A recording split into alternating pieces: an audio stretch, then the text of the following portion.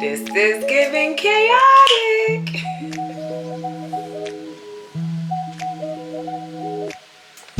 That's good. Nonsense. Need that door fixed. That's what we need. I do need a door fix. You're not wrong. But it's too cold for that. Watch out, ladies.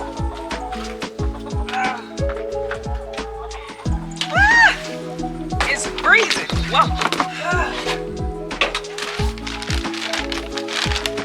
Every morning. So cold. Uh-oh. That was a lot. Didn't mean to do that. Got one person laying. He ain't laying. There's only one though. Okay. Just need to get the quail. It's so cold. Alright. And we're off. Hello. Welcome to Yellow Door Herbal Homestead. I am Asia and I'm an urban gardener growing in a small space out in my backyard. She is alive. I checked her earlier. Anyway. She's alive. She could fly if I took her out the box. You don't want to just let her out to the wilderness. I think that's better. Honestly, though, just let her go. And just, whatever happens, you know, we in all God's hands with her in grace. And whatever happens next happens. Just let her out there to the wilderness. Kind of realistic day. I guess this is going to be kind of vloggy. You saw. So listen, where did this whole conversation come from? I have posted on Instagram that integrating the quail did not work as well as I had expected, right? And so I found the one that was terrorizing the whole group. I removed her. I'm pretty sure I'm going to call her and put her into the freezer. He wants me to put her out and just let her go. I don't think that would be the most humane. She's been in captivity her whole entire life. She does not know about the things that's out here. And so that's just my take on it. Anyway, here are some clips of the last few days of me checking in on the quail, noticing that it happened, all of those things. So I just wanted to share this with you all. As of today, there's been no more fighting. There's been nothing, no other issues. The 3 that were hurt, they're healing. There are no new injuries. And so she was my terrorizer. And so with that being said, I am going to call her. As I said on Instagram, you can leave a comment, but keep it respectful because this is my choice. This is my choice on how I'm running my homestead and my quail for meat production. So we're not doing a full video today. This will be added into another video. My integration idea did not work, y'all. So it is the next day and I'm bringing out water and food, but my integration idea did not work. I am moving the ones that have been beaten on or fought or pecked or however. I'm not going to show it because some of it is pretty bad. And so I'm moving them now.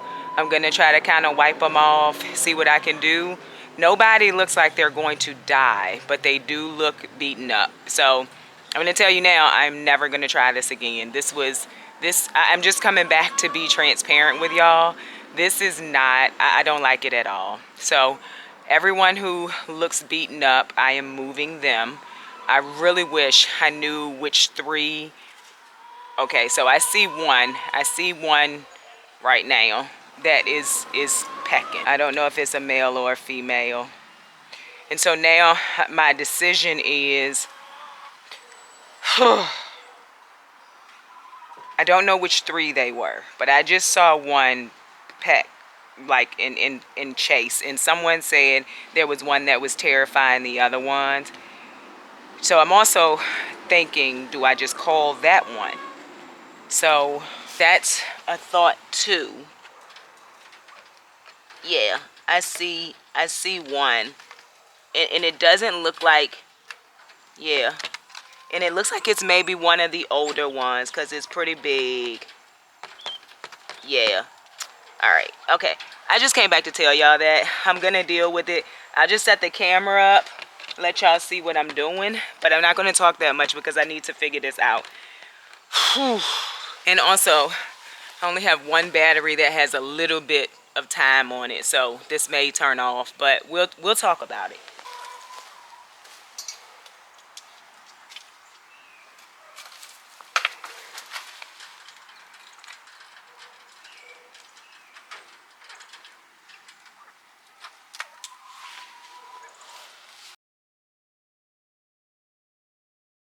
Okay, y'all, so I'm headed back outside. I had to go to the eye doctor. It is probably around, I say about 3:30 or so, and I'm checking again on the quail. Yeah, there doesn't seem to be any more fighting going on out here. Nobody is bloody. So I think I found my culprit earlier today.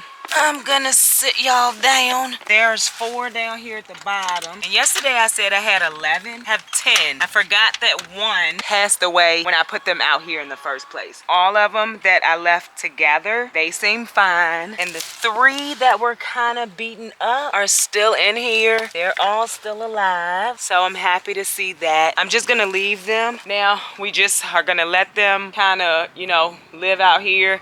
Let the other 3 heal. I'm pretty sure it was just that 1 that was doing it. So in that case, I am going to call her. And I know people are probably gonna say, well, she was fine before you moved her. And that is true. We're gonna watch this over the next few days to see what happens, see if there's any more fighting or anything. And then we'll make a decision on what we do next. This is the first time I've ever tried to integrate. It did not go well. Like, I've been all day thinking like, let me go check on them. Let me go see what's going on outside. And I don't want to say that it doesn't work because I did integrate them. They're not all fighting. It was her, that 1 that was fighting everybody. So I don't think that you can't. I think that you have to very much keep an eye on them. Like yesterday, I should have gone and checked several times because it probably wouldn't have gotten this far. But I did not realize, they looked fine when I left them out there earlier in the day. So yeah, you know, but I'm going to keep documenting it so people can see what integrating quails might look like. Someone in my comments on Instagram, she said that she puts them into a place where none of them have ever lived, except I don't have that option. I don't have that option to do that. The one that was doing it, she had blood on her, but I could tell it was her, and I could tell from when I was watching, because I sat out there for 30 more minutes. I saw her immediately, but then I sat out there for 30 more minutes, cold as I don't know what, just kind of observing. And she had blood on her, but she didn't have a scratch on her. She was actually out there fighting all the quail. So with that being said, we will check again before it gets dark just to see how it's going, and then of course in the morning we'll check again. Okay, y'all, so it's the next day and I'm heading out to check on the quail. So nothing looks awry anymore. Everybody looks good. I'm so excited. Even the ones, I could see it from way over there. There was just that 1, and for whatever reason, she was territorial, I guess. Even the ones that were pretty bad off, their heads are healing. There is no more red blood. So of course it's drying up. Oh, I'm so happy. So I do think now that I see that they are integrating, but if you have 1 that is an issue that is territorial, you need to find it quickly. So with that being said, I still have her in the house because I was like, you know, maybe it wasn't just her. Maybe I need to figure out something else. I don't think that's the case. I think it was her. And so with that being said, I am going to make the decision to call her. I'm not asking for suggestions or for anyone to agree with me on that. I'm just telling you what I'm going to do. And so with that being said, we're good to go. They integrated. I just needed to watch them. I needed to be 100% present as often as I could have been. And now I know that because the rest of them are fine. Even the 3 that I put in here together, they're fine. They're not fighting each other. I would imagine if they were still fighting each other, I would be seeing like actual red blood, but I'm not. It has dried up, and I think that they will recover. So very, very glad about that. That is the quail conundrum of 2025, and now I know they can integrate. I just need to make sure that I watch them. No issues out here, no, at this point. Love that. Absolutely love that. Okay, so we are back, y'all. I hope that portion of the video was helpful to anyone who may be thinking about raising quail. It is possible. So now that I am not distraught and just having a whole moment, because I was absolutely distraught and having a whole entire moment when I went outside and saw 3 of those quail bleeding with their feathers on the top of their head pecked out. I think I called it hair in one of the clips, but that's just how distraught I was. So I hope that it was helpful. I just got a package from AllPowers, and this isn't going to be the video because, of course, I haven't used it, but they sent a smaller, more economical, in my opinion, generator, and I cannot wait to start using it to see the difference. It is solar powered. They did send me solar panels with it. Oh yeah. So y'all know when I'm going out into the greenhouse, I normally take the really big one. So yeah, I can't wait to go and see if this one works out there too, because this would be much simpler to take outside. I love the big one. I've been using it in the house. It just has the regular plug like you would use inside. And of course, that's what I use outside. Oh, and it does have the wireless on the top for the phone too. Anyway, I just wanted to open it. We have no sun because it is cold here again. Well, it's freezing. I don't want to say cold here again because it's gonna be cold. It's gonna be cold because it's winter, but I mean, I think we got down to 10 degrees last night. So let me be clear. I think that next week when we are in the 50s highs, we're gonna be pulling out the garden. I don't believe that garden made it through 10 degrees. I don't know, but I don't imagine that the garden made it through 10 degrees. We had some 10-degree night. That was last night. But then we had teens every night, a lot of nights before that. And then tonight is going to be 19 degrees. So we may be out there pulling out the garden and getting ready. I am glad that I started more seeds though. Let me show you. So if you remember, we planted up or pricked them out, the smaller seedlings, and we moved them to their own cell trays. And if you can see, we are getting some true leaves. This run right here, this little small one, that's a true leaf. The onions are doing well. I don't know that the cinnamon took away the mold that was on top of it. What I will say is it covered it up. Sorry. And then I have a fan up here that is blowing down for airflow. But everything is looking good. By the way, those are the microgreen seeds. And I completely forgot. And so someone asked me about them on my vlogging channel, Essentially Asia. And I ran downstairs last night. And so I took them from being stacked. So they absolutely germinated nicely. And I have them in front of this window because I don't have any more plugs right now. And so I will tell you one thing. I am thinking of getting the lights that is one light and it has one light in it. It's still a shop light because I would then only have 2 lights to plug in on each shelf as opposed to 6 lights to plug in on each shelf. So I am thinking about doing that because it's about to be time to really start seeds. Now, mind you, next week when the temperatures go up to 50-something degrees, these going outside in a greenhouse. All of these are going outside in the greenhouse. They are cold hardy plants, and so if I put them out there next week, they'll get acclimated, and I think they should be fine by the time it drops again here. If I'm lucky, it won't drop that much here again because OMG, it's been just cold. But yeah, they are growing nicely. And the onions, I can see we're getting more leaves, I guess is what you would call them, than we had. Onions development is based off of how many layers essentially it has, and the layers are shown by how many leaves it has. That was very basic.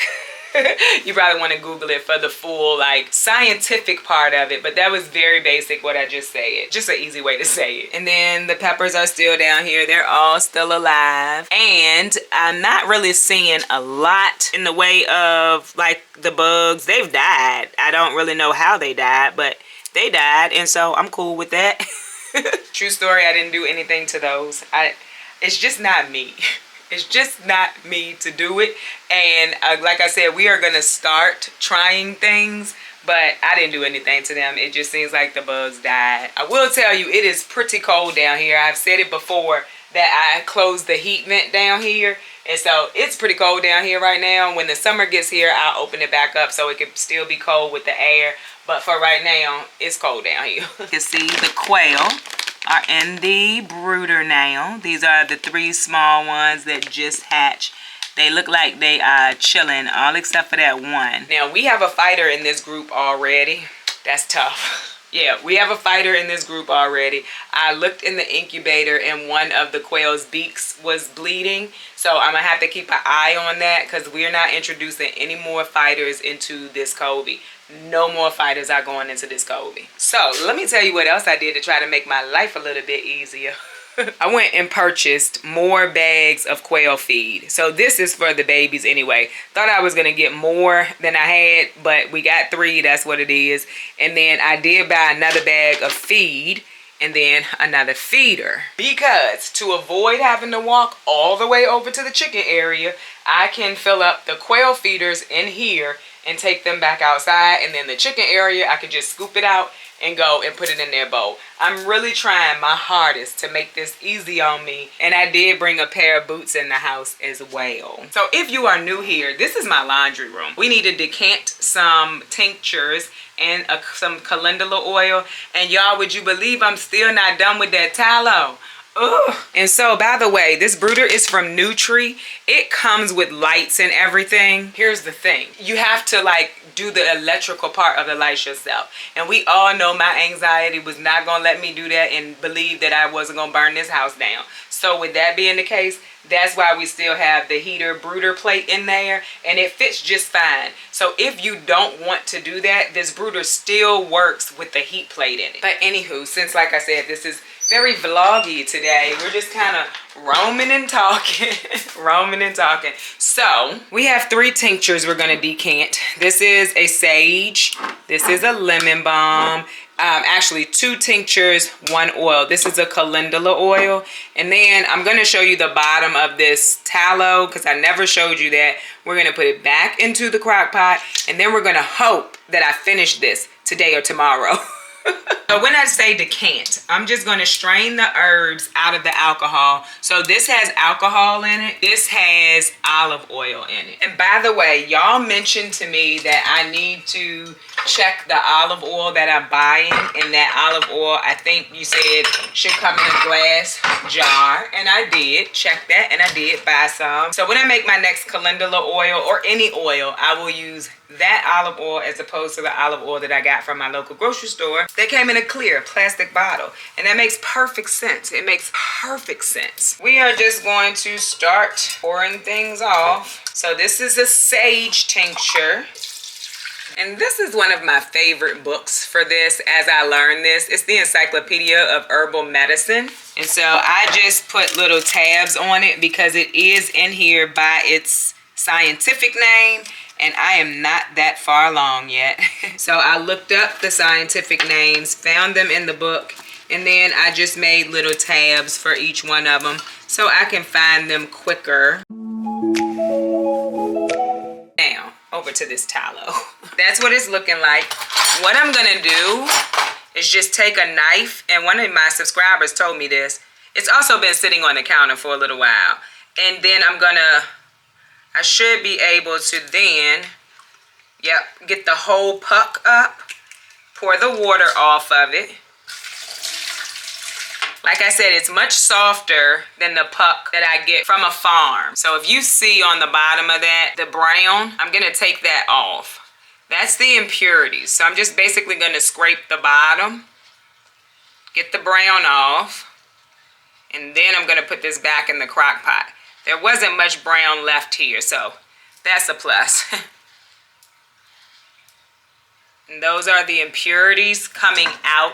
This was way browner. Like I said, these are trimmings from the butcher shop. This was like so much browner the first time. This is probably, I think, my 3rd time rendering it. This is probably gonna be the last time because that wasn't bad at all. And for this rendering, I'm only putting half of this cup in here because this is more than likely my last rendering.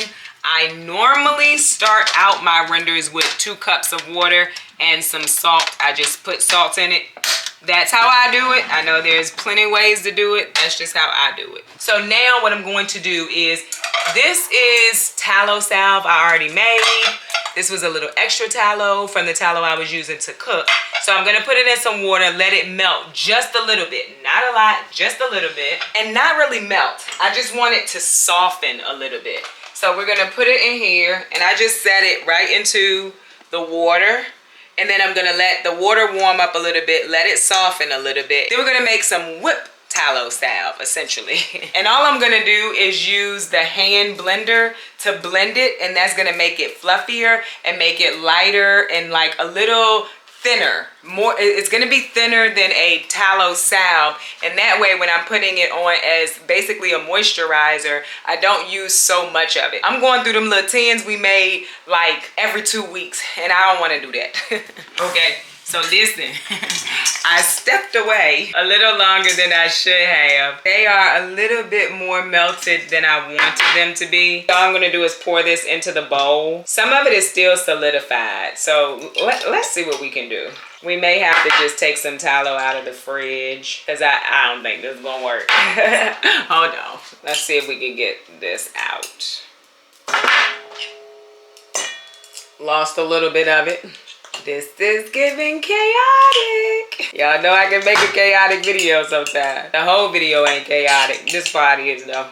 It's coming out, and that's what I needed. I'm gonna let this sit for a few minutes. This is still hot, so I'm actually gonna sit it over top of this. Why y'all ain't tell me that was on this table?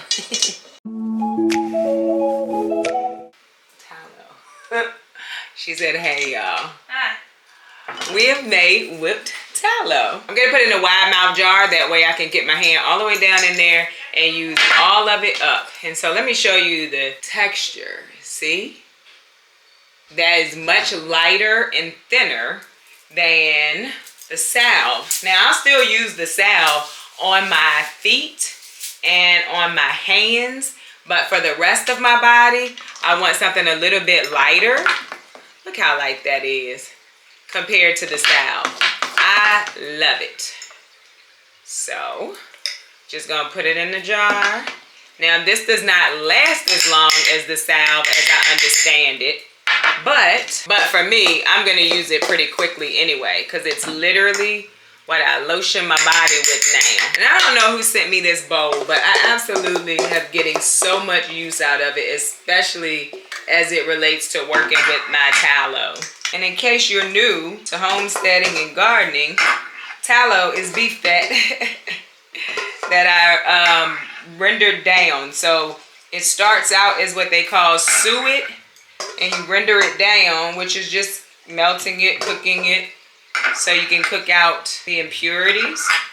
And then you can use it to cook with. You can use it for skincare, for a few different things. It's my whipped tallow salve. So, excited about that. Very nice, finally made it. Now the last thing I'm gonna do today is put this tallow that I just melted back down back into the fridge, and then once it hardens again, as long as the bottom is clear of all of the brown, we will put it on the stove and let it cook all of the water out of it, and we'll store it in the fridge.